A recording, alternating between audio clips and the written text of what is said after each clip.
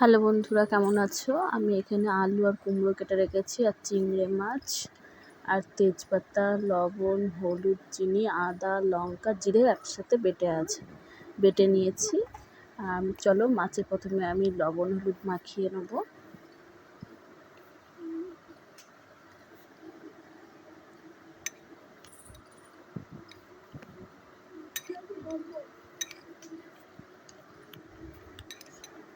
চলো এরপর আমি মাছ ভেজে নেব। কড়াইয়ে তেল দেবো।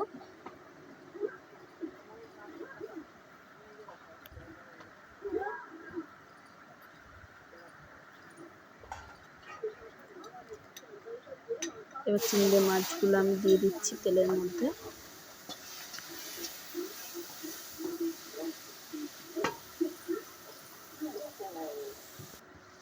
দেখো ভাজা হয়ে গেছে, আমি এবার তুলে নেব।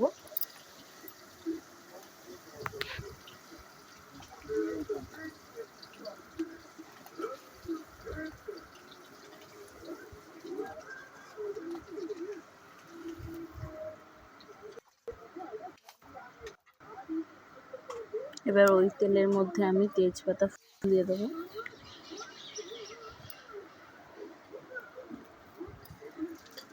পাঁচফোড়ন দিয়ে দিলাম।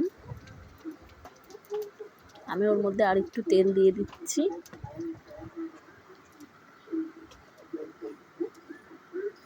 এবার দিয়ে দিচ্ছি স্বাদ মতন লবণ,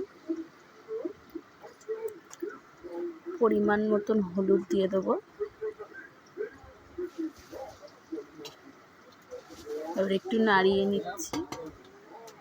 এরপর ওর মধ্যে আমি কেটে রাখা আলু আর কুমড়োগুলো দিয়ে দিচ্ছি, চাল কুমড়ো।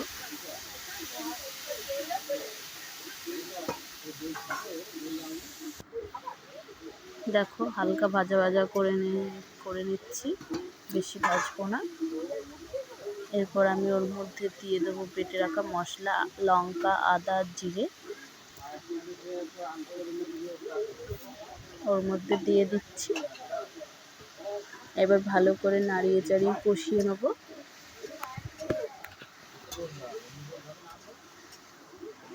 দেখো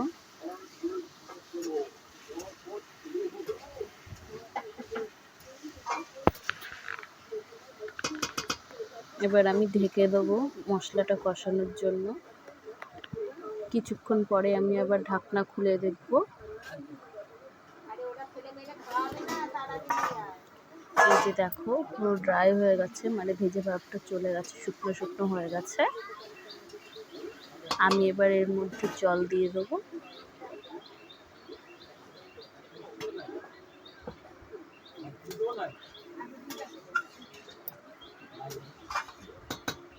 আবারও আমি ঢেকে দেবো।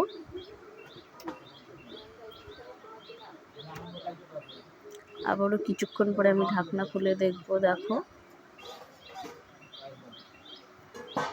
এই যে দেখো হয়ে গেছে, দেখো সিদ্ধ হয়ে গেছে। আমি এবার এর মধ্যে দিয়ে দিচ্ছি ভেজে রাখা চিংড়ি মাছগুলো।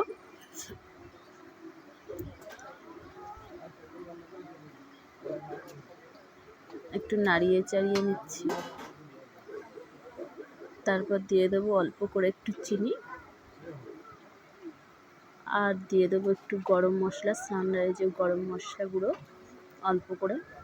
ব্যাস, আর কিছু দেবো না। আমার কুমড়োর তরকারিটা রেডি, চিংড়ি মাছ দিয়ে আলু কুমড়োর তরকারি।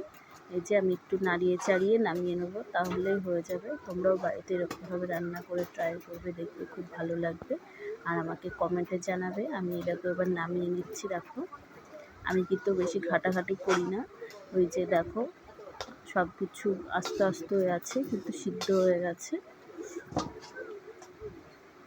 আর আমার চ্যানেলকে সাবস্ক্রাইব করো, লাইক কমেন্ট শেয়ার করো। এই যে দেখো